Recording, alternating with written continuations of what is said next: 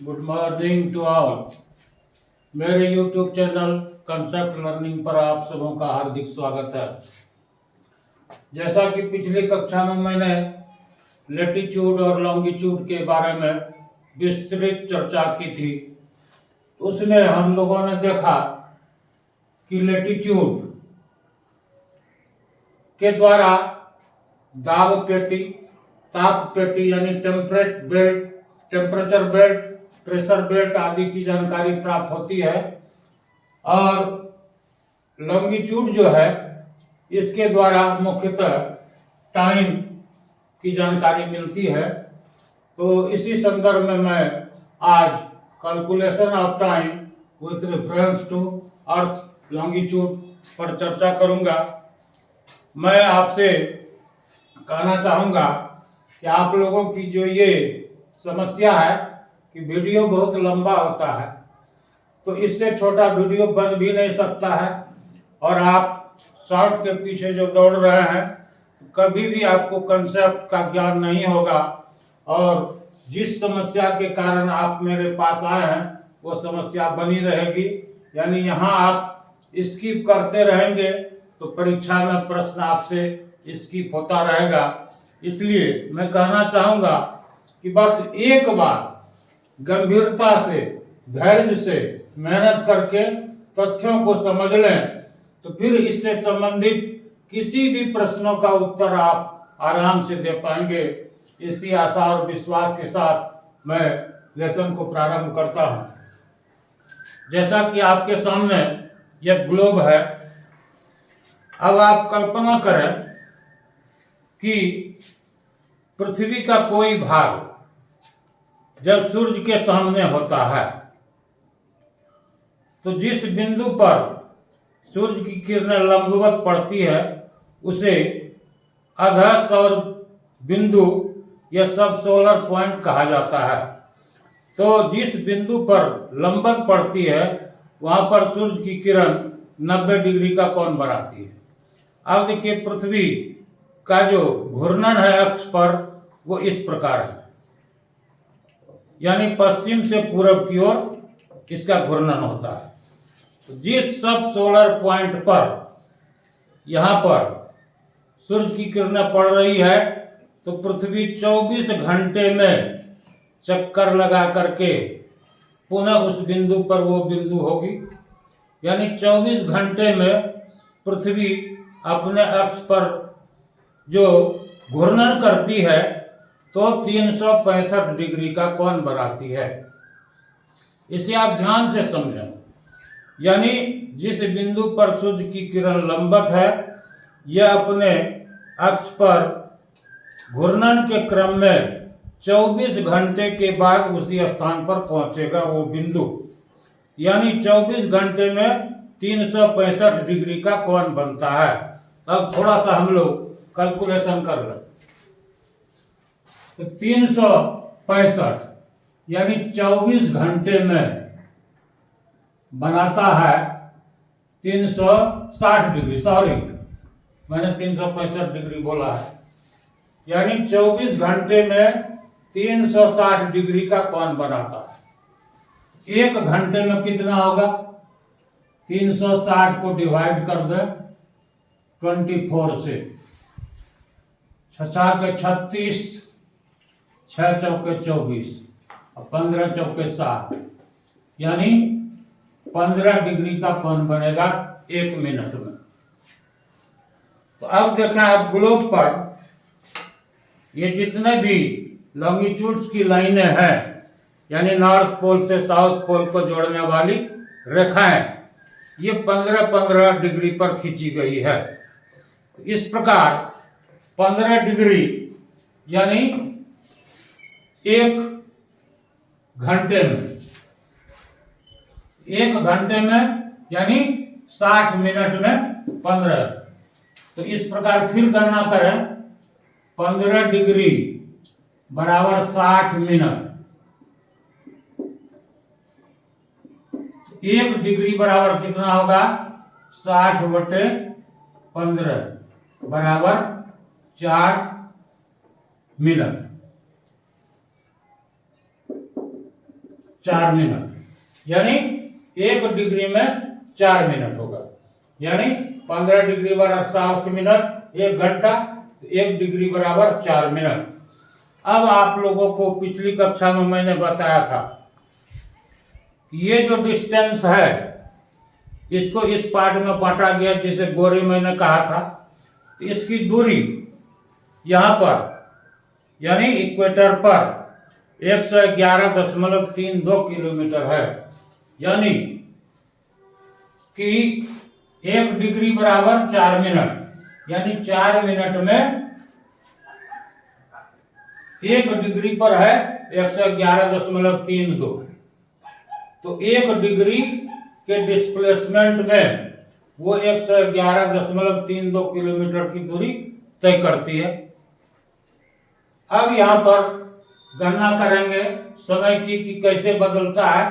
तो इस प्रकार एक पार्ट टपने में यानी 15 मिनट 15 डिग्री जो है 15 डिग्री का डिस्टेंस कवर करता है 1 घंटे में, और 15 डिग्री बराबर 60 मिनट और 1 डिग्री बराबर 4 मिनट। तो 4 मिनट में 1 डिग्री का डिस्प्लेसमेंट होगा यहाँ पर। इस प्रकार यदि और छोटी इकाई में चले तो 111.3 को आप 4 पार्ट में बांट दें, यानी 4 मिनट में कितना चला 111.32। तो 1 मिनट में कितना कवर करेगा 1 minute equal to 111.32 upon 4 equal to यानी नियरली इक्वल टू 28 किलोमीटर, यानी हर एक 28 किलोमीटर के डिफरेंस पर 1 मिनट के टाइम का अंतर होगा। मैं समझता हूं इसे आप अच्छी तरह समझ गए होंगे।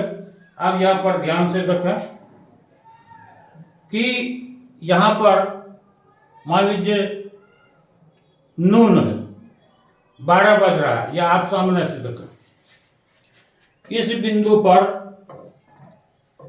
जहां 0 है 0 डिग्री मेरिडियन,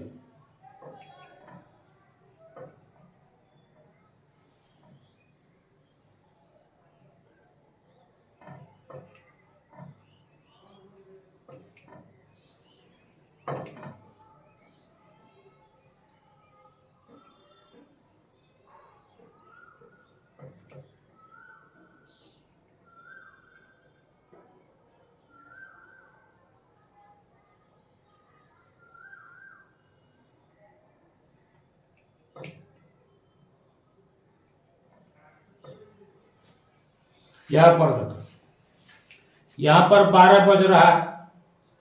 तो यहां से जब पोजीशन इस तरफ चला यानी सूर्य का पृथ्वी का घूर्णन इस प्रकार है, तो यहां से यहां तक जाने में 15 डिग्री कवर किया।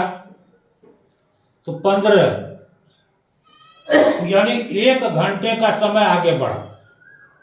यहां पर 12 था, यहां पर 12 था दोपहर। तो ये पॉइंट जब यहां गया तो यहां 1 घंटा पहले 12 था। तो उस दिशा में जाने पर यानी आप जिधर से देख रहे हैं आपकी दाईं तरफ यानी पूर्व की दिशा में 1 घंटे का समय हुआ। फिर 30 डिग्री पर फिर 120 मिनट यानी 2 घंटे का अंतर हुआ। इस प्रकार चलते चलते जब 180 डिग्री पर जाएगा तो पूरे 12 घंटे का डिफरेंस होगा। और यहाँ पर यदि दोपहर है, यहाँ पर क्या होगा मध्य रात्रि होगा। यहाँ पर दोपहर है 0 पर, तो 90 पर 6 बजे शाम होगी और 180 पर मध्य रात्रि का समय होगा। उसी प्रकार आपसे पूछा जाए कि 0 डिग्री मेरिडियन पर दोपहर के 12 बजे हैं, इस तरफ यानी पश्चिम के तरफ 10 डिग्री पर क्या समय होगा, 20 डिग्री पर क्या होगा, 15 डिग्री पर क्या होगा, 30 डिग्री पर क्या है। तो एक बार आप कल्पना करें 12 बज रहा है तो 15 डिग्री पश्चिम में समय क्या होगा यानी 1 घंटा समय पीछे कर दे, यानी 12 बजेगा 15 मिनट के बाद, तो इस 15 मिनट पर 11 बज रहा है, यानी पीछे का समय है, इसको कहेंगे पीएम, यानी एएम, सॉरी एएम, यानी एंटी मेरिडियन। और ये जो समय आगे निकल गया उसको कहेंगे पीएम, यानी पोस्ट मेरिडियन। इस प्रकार जहां सब सोलर पॉइंट है उससे हर एक 15 डिग्री पर समय 1 घंटे का पीछे जाएगा, और यह 90 डिग्री पर कितना जाएगा, 6 घंटे का अंतर होगा, और 180 पर 12 घंटे का अंतर होगा। इस प्रकार हम देखते हैं कि पृथ्वी अपने अक्ष पर जो घूर्णन करती है, इस प्रकार 12, यानी पूर्व के दिशा में 12 और पश्चिम की दिशा में 12, इस प्रकार 12 + 12 बराबर 24, यानी पूरे वर्ल्ड में समय को 24 जोन में बांट दिया गया है। अब यह डिपेंड करता है कि कोई देश अपने सुविधा के अनुसार कितने टाइम जोन का इस्तेमाल करता है, क्योंकि यह डिपेंड करता है कि उस कंट्री का विस्तार कितना है, यानी लॉन्गिट्यूडनल एक्सटेंशन कितना है। यदि बहुत ज्यादा है, जैसे रूस ऐसा कंट्री जहां 11 टाइम जोन है, कनाडा अमेरिका में 6 टाइम जोन है, भारत में 1 टाइम जोन है, परंतु यहां भी मांग उठ रही है कि कम से कम 2 टाइम जोन बनाया जाए। अब मैं जरा सा विषय वस्तु से अलग बात करना चाहता हूं। आप सोचते, यानी गुवाहाटी या कलकत्ता के लोग प्राय मांग करते रहते हैं कि हम लोगों को असुविधा होती है, यानी यहाँ पर पहले सुबह हो जाती है और यहाँ बाद में, यानी इस दोनों का अंतर आप देख लें जरा सा। 68 डिग्री 7 मिनट ईस्ट लॉन्गिट्यूड, और यहाँ 97 डिग्री 25 मिनट ईस्ट लॉन्गिट्यूड। यहाँ पर आपको देखने में लगता होगा कि ईस्ट लिखा है, जबकि ये वेस्ट है, ये ईस्ट है, परंतु इस धारणा को आप बदले, क्योंकि इस लाइन का निर्धारण जीएमटी से किया गया, 0 डिग्री मेरिडियन, जो कि 0 डिग्री लंदन से होकर के गुजरती है, अतः वो इधर है, और उस लाइन से पूरा भारत पूर्व की दिशा में है, इसलिए आप दिमाग में न रखें इधर पश्चिम होगा, ये पूरा भारत पूर्वी भाग में पड़ता है। अब देख लिया जाए, ये 68.7 और 97.25, यदि इस दोनों का डिफरेंस निकाला जाए, 97 - 68, 17, 8, 9, 29, यानी 29 डिग्री और 21 मिनट का अंतर पड़ेगा। 29 डिग्री 21 मिनट, यानी इसको आप 30 डिग्री मान लें, आप देखा कैलकुलेशन करके 97, ये जोड़ दे पहले औसत निकालने के लिए, इसे जोड़ा जाए।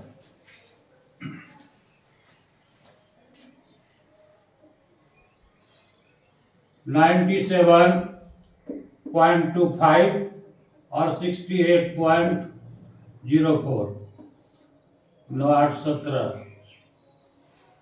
8, 7, 15, 9, 15, 16, 2, 1।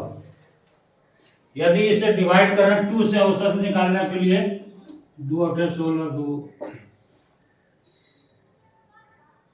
2, 6, 12, 2, 8, 16, 2, 2, 4।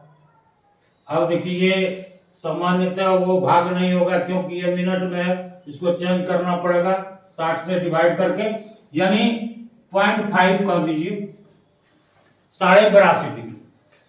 यह जो बीच की लाइन है, यह 82.5 डिग्री ईस्ट है। अब यह जो लाइन है, जरा इसकी भी कहानी आप सुन लें। ऐसा नहीं है कि ये कोई नैसर्गिक लाइन है, प्रकृति प्रदत्त है, ये सभी काल्पनिक रेखाएं हैं। ये रेखाएं तब खींची जाती है जब, और उस जगह से खींची जाती है जिसका वर्चस्व पूरी दुनिया में होता है। जैसे इसकी कहानी है कि पहले पूरे वर्ल्ड में टाइम की गणना हमारे भारत के उज्जैन के जगह से होता था। उज्जैन जो महाकालेश्वर का मंदिर जहाँ है और मध्य प्रदेश में पड़ता है, उस समय वो शिक्षा का केंद्र था और पूरी दुनिया में समय का निर्धारण उसी के सापेक्ष होता था। और हमारे मनीषियों दार्शनिकों का की एक परिकल्पना थी कि ये जो लाइन है यह नॉर्थ पोल तो साउथ पोल को ज्वाइन कराता है, और साउथ पोल उन्होंने अंटार्कटिका में श्रीलंका के दक्षिण में कुमेरु पर्वत की परिकल्पना की थी, और नॉर्थ पोल यानी सुमेरु पर्वत की कल्पना की थी। सुमेरु पर्वत का नाम आप रामायण में सुने होंगे। तो उनकी कल्पना थी कि नॉर्थ पोल से साउथ पोल को जोड़ने वाली रेखाएं सुमेरु पर्वत से कुमेरु पर्वत तक जाती है। परंतु बाद में जब यूरोप का वर्चस्व हुआ तो जर्मनी वाले यहाँ से सभी ग्रंथ, सभी ज्ञान लेकर के गए और उन्होंने अपने फेरो द्वीप के स्थान पर एक लाइन खींची और पूरी दुनिया में समय का निर्धारण फेरो मेरिडियन से होने लगा। फिर जब दुनिया में यूरोप के देश इंग्लैंड का वर्चस्व हुआ, क्योंकि हम जानते हैं, हम लोग इतिहास में पढ़ते हैं कि ब्रिटेन का सूरज कभी अस्त नहीं होता है, अतः उन्होंने अपने यहाँ एक लाइन खींची और फ्यू ज्योग्राफर और the scientist of the world agreed mutually to draw a line from few kilometre east of London where the royal observatory is situated. यानी इंग्लैंड के लंदन से कुछ किलोमीटर पूर्व में जहां उनकी वैधशाला यानी रॉयल ऑब्जर्वेटरी है, वहां से उन्होंने एक रेखा खींची और वहीं से समय का निर्धारण पूरी दुनिया में होने लगा, और वर्तमान में उसी लाइन के सापेक्ष समय का निर्धारण होता है, और वो 1884 ईस्वी की बात है। अब भारत में देखें, भारत में यहां और यहां के देशांतरीय विस्तार में करीब 2 घंटे का अंतर पाया जाता है। यानी देखिए 97 माइनस 68,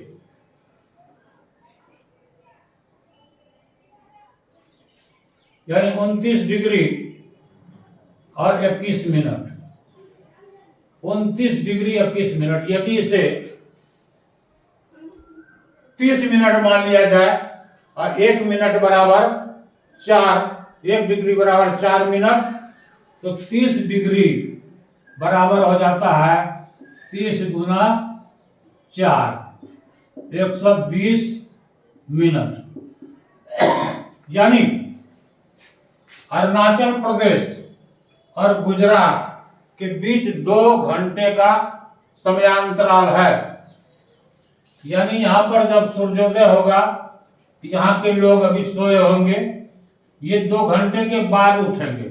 यानी अरुणाचल में सूर्योदय हुआ, 1 घंटे के बाद इस स्थान पर सूर्योदय होगा और 2 घंटे के बाद यहाँ पर सूर्योदय होगा। अब देखिए समय की समस्या क्या है। मान लीजिए यहाँ सूर्योदय हुआ, लोग उठ गए, प्रकृति जग गई, चिड़िया चुनमुन पशु पक्षी जग गए, वो अपने क्रियाकलाप में संलग्न हो गए। मानव भी, जो सही लोग हैं सूर्योदय के साथ उठते हैं, वो भी उठ गए, लेकिन यहाँ के लोग अभी सोए हुए। तो ठीक है, लोकल स्तर पर तो उनका तो काम काज होगा, परंतु भारत एक संप्रभु देश है, यहाँ कुछ कार्यालय हैं। कार्यालय क्या, सभी जगह कार्यालय है, एक सरकार है, तो सरकार की संप्रभुता पूरे देश में है। यदि कार्यालयों का संचालन वो अपने लोकल टाइम से प्रारंभ कर देंगे तो समस्या हो जाएगी। इसलिए इन समस्याओं से बचने के लिए उन्होंने दोनों के मध्य एक रेखा खींची, जिसे 82.5 डिग्री ईस्ट में खींचा गया है। यह लाइन जो है कहां से गुजरती है? तो पहले देखिए, ईस्ट इंडिया कंपनी का समय था उस समय, यानी 1906 की बात है। तो पहले ये चेन्नई से, यानी यहां रहते थे, यहां से जब चेन्नई आ गए तो मद्रास, तो उन्होंने ये रेखा खींची, वहीं से समय का निर्धारण किया। और यह रेखा उत्तर प्रदेश के शंकरगढ़ तहसील के नैनी स्थान नाम से गुजरता था। जब ये चेन्नई से समय का निर्धारण होता था, ये रेखा है उत्तर प्रदेश के शंकरगढ़ के नैनी स्थल से पास होता था, जो कि किताबों में लिखी हुई है। और जो अपडेटेड नहीं है उन्हें यही याद है कि इलाहाबाद के नैनी, यानी वहां से गुजरती है। परंतु वर्तमान में ये रेखा मिर्जापुर डिस्ट्रिक्ट से गुजरती है, जो कि वहां के अमरावती चौराहे से, वहां पर IST का एक बोर्ड भी लगा हुआ है, इंडियन स्टैंडर्ड टाइम का, अमरावती चौराहा। इसे नैनी और शंकरगढ़ से कोई मतलब नहीं है, इसलिए आप ध्यान रखें। अब इलाहाबाद नैनी को भूल जाएं और मिर्जापुर के अमरावती चौराहा का नाम रखें, अन्यथा आप एग्जाम में धोखा खा सकते हैं। इस प्रकार ये लाइनें हैं। अब एक बात मैं जरा विषय वस्तु से हटके बताना चाहता हूं। जैसा कि मैंने बताया था, रूस में 11 स्टैंडर्ड टाइम, अमेरिका में 6 स्टैंडर्ड टाइम है, कनाडा में 6 स्टैंडर्ड टाइम है। परंतु भारत में मांग होने के बावजूद ऐसा नहीं किया जा रहा है। कारण क्या है? इससे आपको किसी देश के जो नागरिक हैं उसके शिक्षा के स्तर का पता चलेगा। 2 टाइम जोन हो जाना, इसका अर्थ है कि वहां के नागरिकों को अपनी घड़ी सेटिंग करनी पड़ेगी बराबर।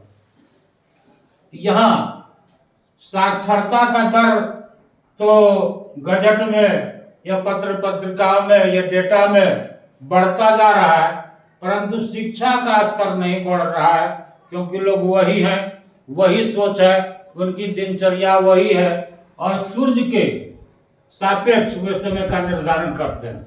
अब यहां देख लीजिए, यदि यहां पर दोपहर है तो 90 डिग्री, यानी 15 छक्के 90 डिग्री। तो यहां पर 6 घंटे के बाद शाम होगी, फिर 90 यानी 180 पर मध्य रात्रि होगी, फिर 90 पर 6 बजे सुबह होगा और यहां पर 12 बजे दोपहर होगा।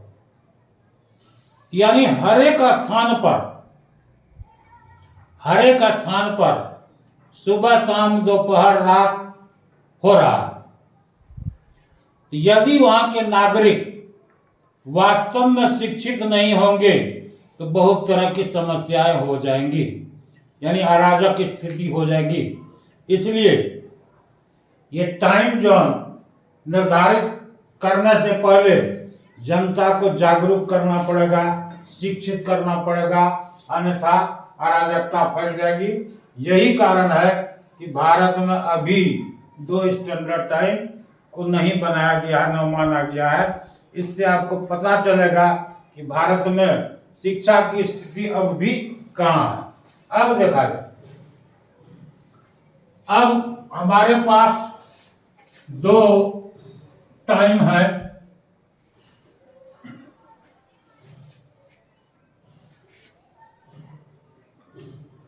एक लोकल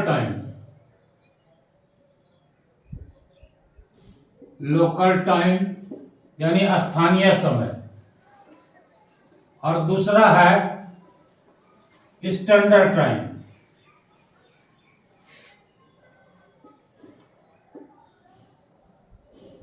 स्टैंडर्ड टाइम, यानी स्थानीय समय और प्रमाणिक समय।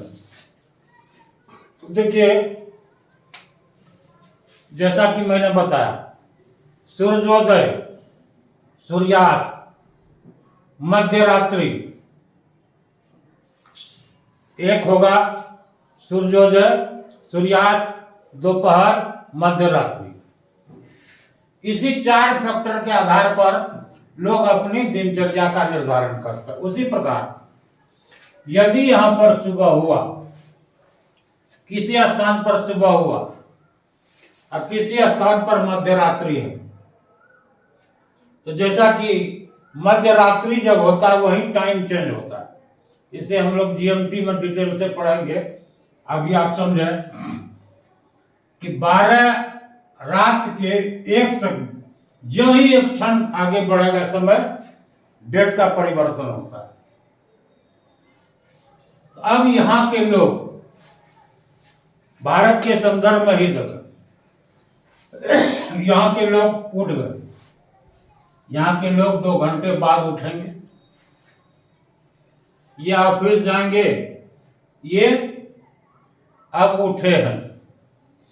यदि ये ऑफिस में जाकर के यहाँ वाले को फोन करे कि क्या भाई आप ऑफिस में हैं, तो इनका जवाब होगा कि मैं 2 घंटे के बाद जाऊंगा ऑफिस। इस प्रकार देश का कामकाज नहीं चलेगा, इसलिए इसको स्टैंडर्ड टाइम एक खींचा गया लाइन, और इसी के अनुसार पूरे देश के घड़ियों को सेट किया गया। ठीक है, आप अपने लोकल टाइम के अनुसार अपने क्रियाकलाप का संचालन, दैनिक कार्यों का संचालन करें। तो आप यहां देख लें, लोकल टाइम क्या है, यानी जब सूर्योदय, सूर्यास्त, दोपहर और मध्य रात्रि के सापेक्ष हम अपने दैनिक क्रियाकलापों का संचालन करते हैं, तो वो हमारा टाइम लोकल टाइम कहलाता है। लेकिन कार्यालयों के संचालन के लिए एक निश्चित समय के सापेक्ष पूरे देश में क्रियाकलापों का संचालन होता है, उस टाइम को कहते हैं स्टैंडर्ड टाइम। मैं समझता हूं कि अब समय निर्धारण में आपको कोई समस्या नहीं होगी। एक बार आप फिर ग्लोब को देख लें कि यहां पर एकदम स्पष्ट है, कैलकुलेशन मैंने करके बताया कि पृथ्वी पश्चिम से पूरब की ओर घूम रही है। तो जब सूरज की किरणें दिखाई देगी तभी सुबह होगा और हर एक 15 डिग्री पर 1 घंटे का अंतर होगा, यानी इससे पश्चिम 1 घंटा पीछे, दूसरे 15 मिनट पर 2 घंटे पीछे, और यहाँ हर एक 15 डिग्री पर 1 घंटे का समय आगे होगा। इस प्रकार यहाँ नून से लेकर के यहाँ तक में 12 घंटे, और यहाँ से यहाँ 12 घंटे। तो अब देख लें कि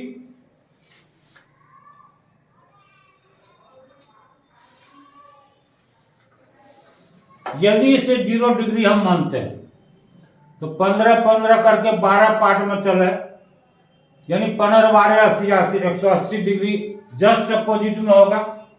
फिर इधर से 15-15 पीछे जाए तो 15-12 180 ठीक पीछे होगा, यानी 0 डिग्री और 180 डिग्री एक ही लाइन है, एक ही मेरिडियन है जो पृथ्वी को 2 पार्ट में बांटती है।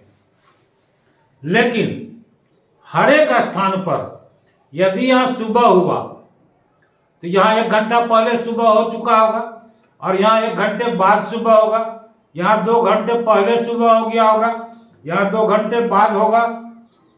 तो इस प्रकार चलते जाएं तो यहाँ पर देख लें कि ये 12 घंटे पहले सुबह हुआ था और यहाँ से 12 घंटे बाद सुबह होगा। तो यहाँ पर एक चीज और देखा, आप जिस दिशा से देख रहे हैं, आपके दाहिनी तरफ का भाग पूरब होगा और आपकी बाईं तरफ का भाग पश्चिम होगा।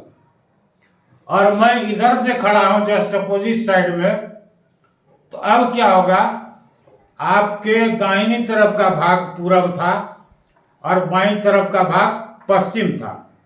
अब मेरा बाईं तरफ का भाग पूरब है और दाहिनी तरफ का भाग पश्चिम होगा। जैसे आप दर्पण के सामने खड़े होते हैं तो आपका बायां हाथ दाहिना दिखता है, दायां हाथ बायां दिखता है, उसको side way reversal of image करते हैं। उसी प्रकार यहाँ दिशा में परिवर्तन होता है और जीएमटी के समय मैं डिटेल्स में बताऊंगा, तत्काल आप इसे समझें।